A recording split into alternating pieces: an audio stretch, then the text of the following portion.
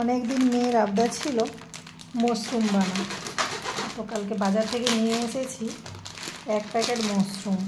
তো আজকে মাশরুমটা বানাচ্ছি। আর মাশরুমের রেসিপিটা কেমন লাগে তোমাদের কমেন্ট করে বলবে। এই যে দেখো 1 প্যাকেটের মতন মাশরুম।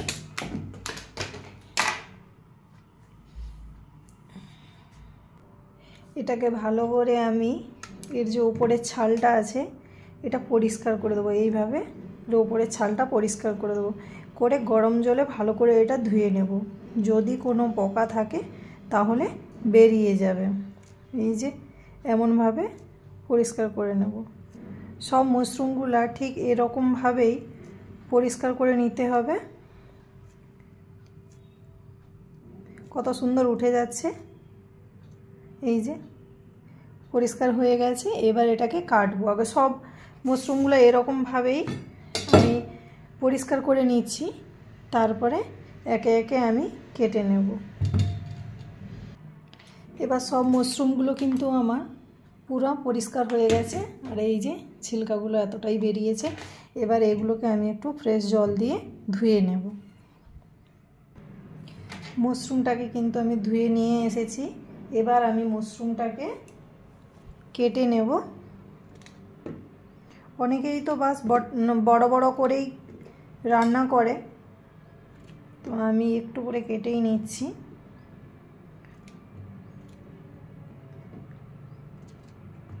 ঠিক এমনভাবে কেটে নিচ্ছি।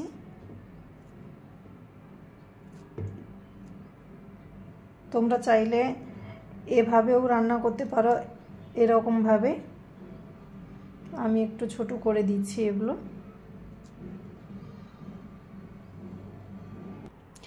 এবার আমি সব মাশরুমগুলো এভাবে কেটে নিয়েছি। এবার আমি এটা গরম জলের মধ্যে দিয়ে দেব। এই যে পটটার মধ্যে গরম জল বসিয়ে দিয়েছি। গরম জলটাতে এবার মাশরুমগুলো দিয়ে দেব। গরম জলটার মধ্যে দিয়ে দিচ্ছি। যদি এর মধ্যে পোকা থাকে তাহলে বেরিয়ে যাবে।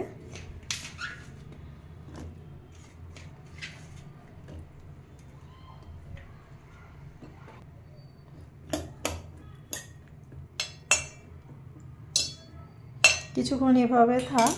তারপরে এর জন্য একটা আলু দেব। তো আলুটাকে কেটে নিই।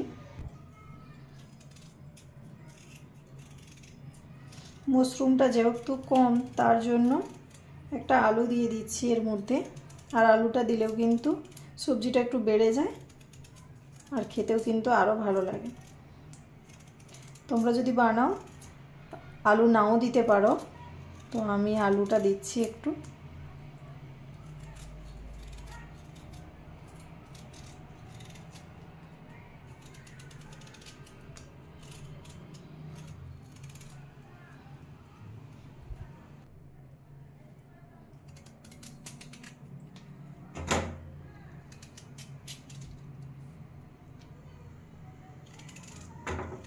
ঠিক এমনভাবে আমি কেটে নেব আলুটাকে। বেশি পাতলাও না, আবার বেশি মোটা করেও কাটবো না, মিডিয়াম সাইজে কেটে নেব।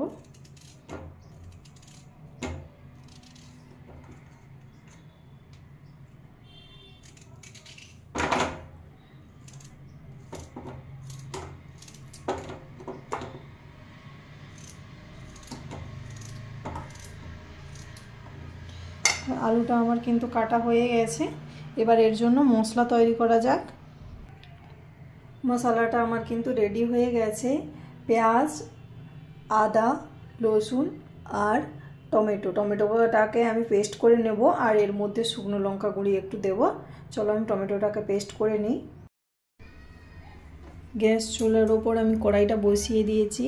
আর কড়াইটা গরম হয়ে গেলে আলুটাকে আমি একটু ভেজে নেব। কড়াইটা ততক্ষণ গরম হয়ে যাক। কড়াইটা গরম হয়ে গেছে। এবার আমি তেলটা দিয়ে দেব।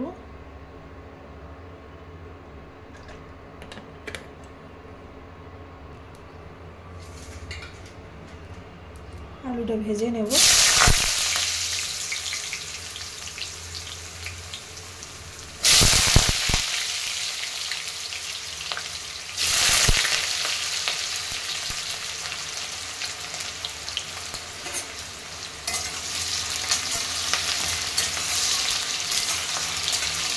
লাল লাল করে আলুটা ভেজে নেব আমি।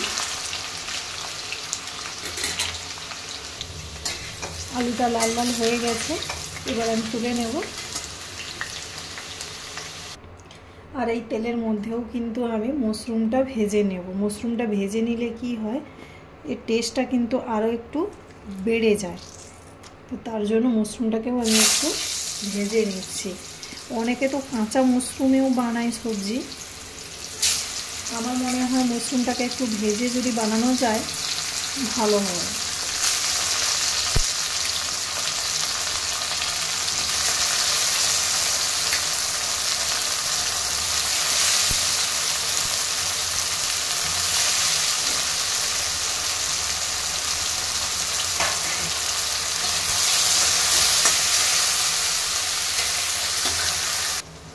মাশরুমটা ভাজা হয়ে গেছে, এবার আমি এটাকে তুলে নেব।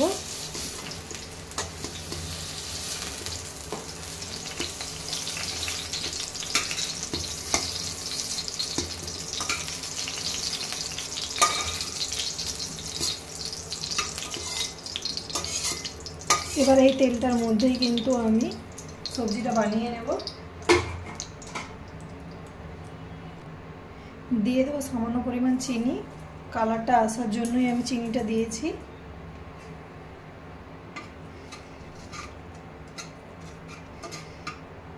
চিনির এই কালারটা চলে এলে এর মধ্যে দিয়ে দেবো পেঁয়াজ কুচি।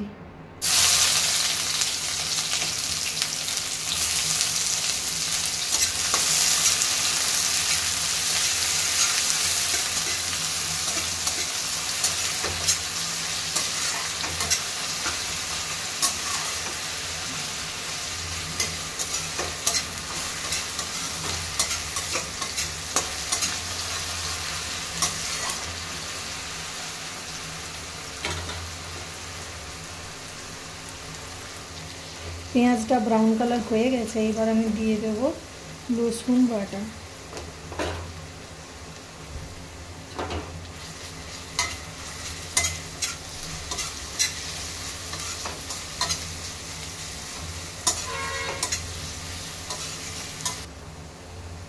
রসুনটা একটু ভাজা ভাজা হয়ে গেছে, এবার দিয়ে দেবো আমি টমেটো পেস্ট।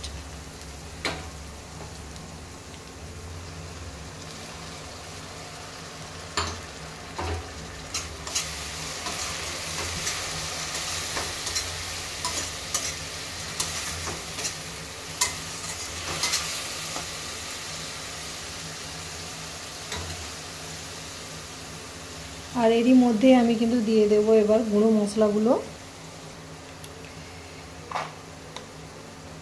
লঙ্কা গুঁড়ি, হলুদ গুঁড়ি, ধনে গুঁড়ো, জিরে গুঁড়ো। এবারে মশলাটাকে ভালো করে মিশিয়ে নিলাম।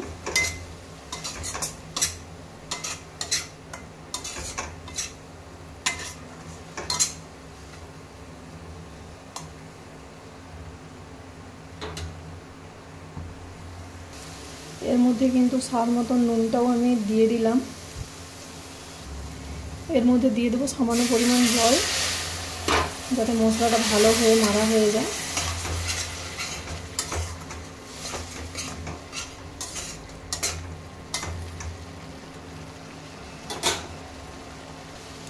এর মধ্যে কিন্তু এবার দিয়ে দেবো আদা বাটা। আদা বাটাটা আগে দিলাম না এই জন্য, কারণ আদা বাটাটা যদি আগে দেওয়া যায় তাহলে কিন্তু সবজিটা তেতো হয়ে যেতে পারে, তার জন্য আদা বাটাটা আমি পরেই দিলাম। এবার জলটা শুকনো হয়ে যাবে আর সাইড দিয়ে তেল ছেড়ে দেবে যখন, তখন কিন্তু আমি আলু আর মাশরুমটা দিয়ে দেব। এবার দেখো সাইড সাইড দিয়ে তেল ছাড়া কিন্তু আরম্ভ হয়ে গেছে, তার মানে আমার মশলাটা কিন্তু রেডি হয়ে গেছে। এবার কিন্তু এর মধ্যে দিয়ে দেব মাশরুম আর আলু।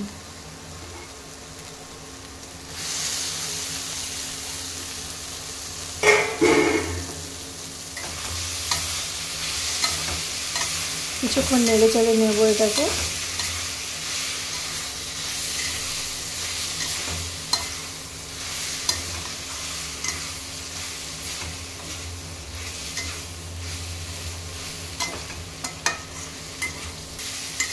আলু আর মাশরুমটা কিন্তু আমার কষানো হয়ে গেছে। এবার এর মধ্যে আমি জল দিয়ে দেবো।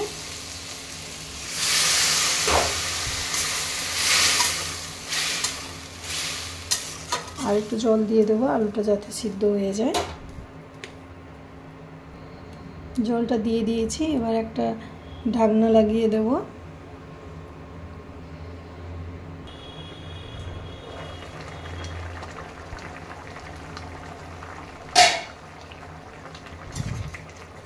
আলুটা হয়েছে কিনা একবার দেখে নিই।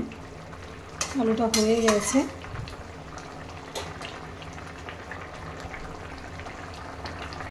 সবজিটা কিন্তু আমার হয়ে গেছে। প্লিজ যদি ভালো লেগে থাকে লাইক শেয়ার কমেন্ট করে দিও। আর যারা নতুন আমার চ্যানেলে, প্লিজ আমার চ্যানেলটিকে সাবস্ক্রাইব করে দিও। বাই বাই, ভালো থেকো, সুস্থ থেকো।